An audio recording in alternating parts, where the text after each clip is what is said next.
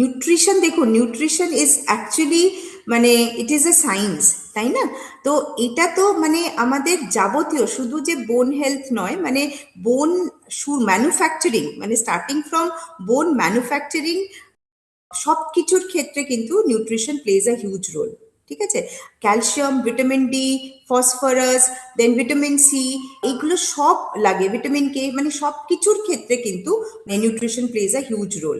তো সেক্ষেত্রে প্রত্যেকটা আমাদের খাদ্যাভ্যাস এমন হবে যে যাতে আর কি আমাদের calcium, vitamin D, potassium, phosphorus, vitamin K এবং ভিটামিন সি যাতে আমাদের যথাযথ পরিমাণে থাকে অ্যাকর্ডিং টু দ্য আরডিএ, যতটা রেকমেন্ডেশন আছে সেই আরডিএ ডেইলি যেটা রেকমেন্ডেশন থাকে সেই অনুপাতে আমাদের খেতে হবে, এবং খাদ্য তালিকার মধ্যে আমাদের উপযুক্ত পরিমাণে যাতে এই সবকটার সোর্স থাকে, সেটা করলে পরেই কিন্তু একটা প্রপার নিউট্রিশন প্লে করবে on the bone health development, এবং তখন কিন্তু অনেকটাই ওস্টিওপোরোসিস বা ওস্টিওমালেশিয়া এগুলো রুখতে সাহায্য করবে সব। এবং প্রোটিন জাতীয় খাবারও প্রচুর, মানে কোয়ান্টিটি কোয়ালিটেটিভ প্রোটিন ইনটেকটাও কিন্তু সুন্দর করে আমাদের খেতে হবে, এবং প্রত্যেকটাই কিন্তু একটা পোর্শনিং বা আরডিএ অনুসারে খেতে হবে, এবং যেটা আর কি আমাদের অলরেডি নির্ধারিত আছে। বোনস উইক হয়ে যায়, অনেকের কি হয় না, মানে আমাদের মানে বোনসের মধ্যে দের আর ডিফারেন্ট, মানে বোনস কি হয়, মানে আমাদের যদি শুরুর থেকে মানে স্টার্টিং ফ্রম দ্য ইনসেপশন, মানে যখন আমরা মাতৃ গর্ভে থাকি সেই সময় থেকেই কিন্তু আমাদের বিভিন্ন রকমের আমাদের খাবার নিউট্রিয়েন্টস সেই জিনিসটা প্ল্যাসেন্টার থ্রু দিয়ে আমাদের ফিটাসের কাছে পৌঁছায় বা ভ্রূণের কাছে পৌঁছায়, এবং তখন থেকেই কিন্তু আমাদের ডায়েটের একটা বিশাল ইম্পর্টেন্ট রোল থাকে। তো কমন মিস্টেক মারও করা চলবে না যখন সে ডেলিভারি করবে। ইনসেপশন থেকেই আমাদের অনেক কিছু ইম্পর্টেন্ট নিউট্রিয়েন্টস খেতে হবে, এবং যখন আমরা একটা বাচ্চার জন্ম দেব তখনও কিন্তু আমাদের সেই শিশুটারও কিন্তু অনেক কিছু নির্ধারণ করে চলতে হবে, কারণ এখন আমাদের মানে ভীষণ রকমভাবে এনআইএন বলে যে আজ সে থোড়া কম, মানে কি, মানে আজ থেকে সল্ট সুগার দুটোই কিন্তু কম করতে হবে, মানে too much of salt, too much of sugar দুটোই কিন্তু আমাদের বোন হেলথ খুব খারাপ করে, উইকেন্ড করে আমাদের বোনসটাকে। আর তাছাড়া হচ্ছে যদি আমাদের মানে ডায়েটের মধ্যে পর্যাপ্ত পরিমাণ ক্যালসিয়াম বা ভিটামিন ডি দুটোর অভাব থাকে, তাহলে সেক্ষেত্রে কিন্তু আমাদের বোন হেলথটা ডিটোরিয়েট করতে পারে। আবার অনেকে, যেটা আমাদের বয়সী আর কি, বা আমরা যখন যারা কাজ করি বা কর্পোরেটে কাজ করতে থাকি, আমরা এক্সেসিভ ক্যাফিন কনজিউম করি। Excessive consumption of caffeine can also weaken the bones. এবং সোডাও, মানে সোডা, যারা সোডা জাতীয় ড্রিঙ্ক খুব নেন, সব কিছুতে সোডা খেয়ে নেয়, সোডা মিক্স খায়, সেটাও কিন্তু খুব সমস্যা করে বোন হেলথের জন্য। এবং তাছাড়াও হচ্ছে যদি প্রোটিন পর্যাপ্ত পরিমাণে না নেওয়া হয় তাহলেও কিন্তু আমাদের বোনের স্বাস্থ্য বা অস্থির স্বাস্থ্য, মানে বোন হেলথ কিন্তু আমাদের বিঘ্নিত হয়। অ্যাজ ইউজুয়াল যেটা সোর্সগুলো আর কি, আমাদের মানে ডেয়ারি প্রোডাক্টস খাওয়া উচিত রেগুলারলি, মিল্ক, চিজ, ইয়োগার্ট। অনেক পেশেন্ট এসে আমাকে যেমনি বলে যে ম্যাডাম আমি দুধ খেতে পারি না, তো দুধ না, মানে তার হয়তো ল্যাকটোজ ইনটলারেন্স, মানে দুধের মধ্যে যে আমাদের সুগারটা থাকে সেটা হচ্ছে ল্যাকটোজ।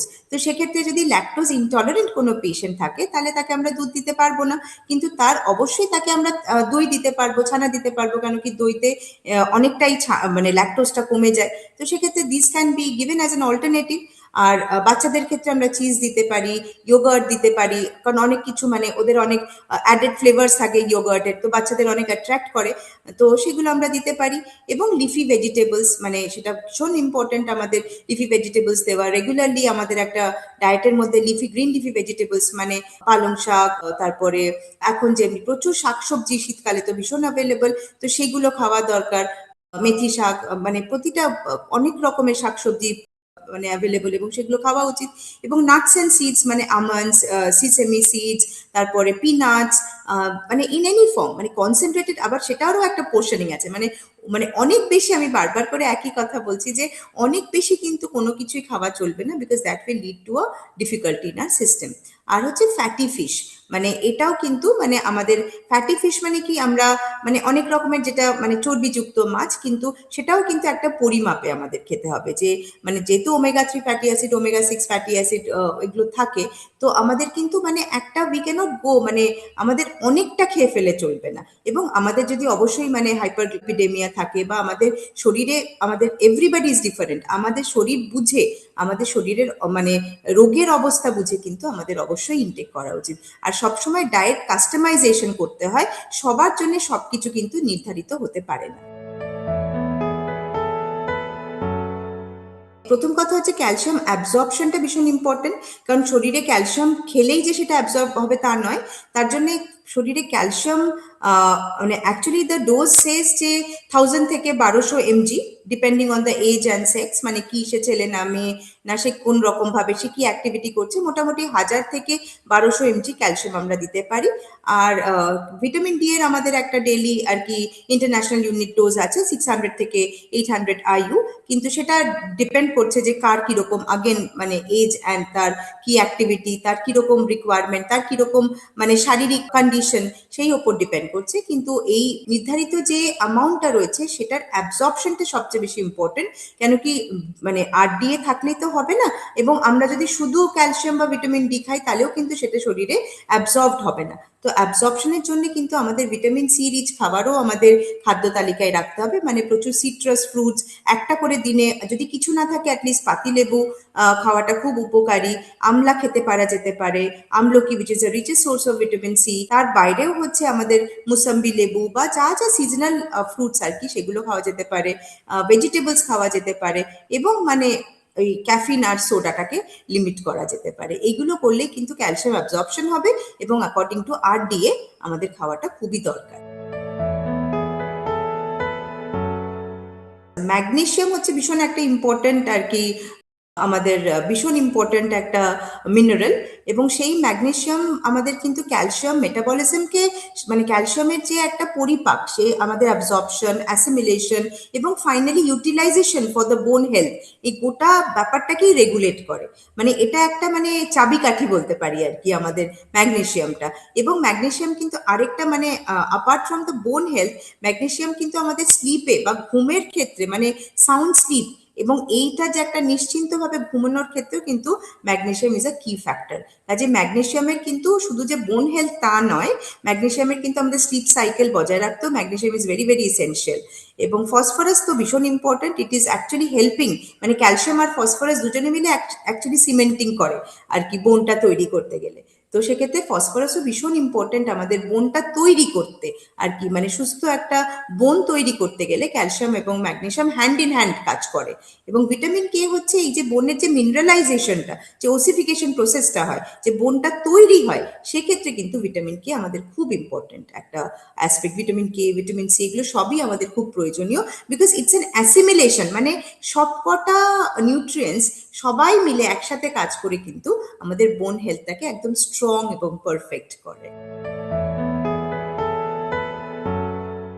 মেনের ক্ষেত্রে মেনোপজ আসে, এবং প্রি মেনোপজ থেকেই আমাদের কিছু হরমোনের আর কি চেঞ্জ হতে থাকে। তো তার জন্য কিন্তু আমাদের একটা মানে একটা সেটব্যাক হয়, তার জন্য আমাদের ক্যালসিয়াম বা ভিটামিন ডি রিচ ফুডে ফোকাস করা উচিত, আমাদের কিছু স্ট্রেংথেনিং এক্সারসাইজ করা উচিত, এবং যেটা আমি আগেও বললাম যে খাদ্যাভ্যাসের একটা মানে চেঞ্জ করা উচিত, মানে প্রসেসড ফুড, সুগার ইনটেক এগুলো কিন্তু একেবারে কমিয়ে ফেলা উচিত। কেন কি এগুলো যদি আমরা না কমাই কিন্তু আমাদের স্থূলতা বাড়বে, বোন হেলথ অনেক মানে ব্যাড হয়ে যাবে, বিকজ আমাদের একটা অল্প বিস্তর মানে হাড়ের তো আর বোন ডেন্সিটি তো আমাদের যেহেতু আমাদের হরমোনাল কিছু চেঞ্জেস হচ্ছে, তাহলে আমাদের বোন ডেন্সিটি কিন্তু কমবার কথা, এবং আমাদের বিএমআরও কমে যায়। এবং তার মানে অনুপাতে যদি আমরা খাদ্যাভ্যাস বা খাদ্য মানে পরিসার যদি না কমাই, তাহলে কিন্তু বা মানে অ্যাকচুয়ালি অ্যামাউন্ট অফ ইটিং সেটা যদি আমাদের না কমাই, তাহলে কিন্তু আমাদের কিন্তু বোন হেলথ একদমই বেটার হবে না। আমাদের বয়সের সাথে সাথে কিন্তু কোয়ান্টিটি বা পোর্শনিং ইজ ভেরি ইম্পর্টেন্ট, এবং আমরা ছোটবেলায় যা খেতাম বা মধ্য বয়সে যা খেতাম, আমাদের বয়স যত আমরা বাড়বো, আমাদের খাদ্যাভ্যাস এবং মানে সেই একদম আমাদের কিন্তু ভীষণ রকমভাবে সঠিক রাখতে হবে, যে পরিমিত আহার সেটা কিন্তু আমাদের দেখতে হবে। এবং তাহলে আমরা অবশ্যই স্ট্রেংথেনিং এক্সারসাইজ এবং একটা প্রপার ডায়েটের থ্রু দিয়ে কিন্তু আমাদের উমেন আর মেন আফটার 40 আমরা কিন্তু নিজেদেরকে স্বাস্থ্যটাকে রিটেন করতে পারি।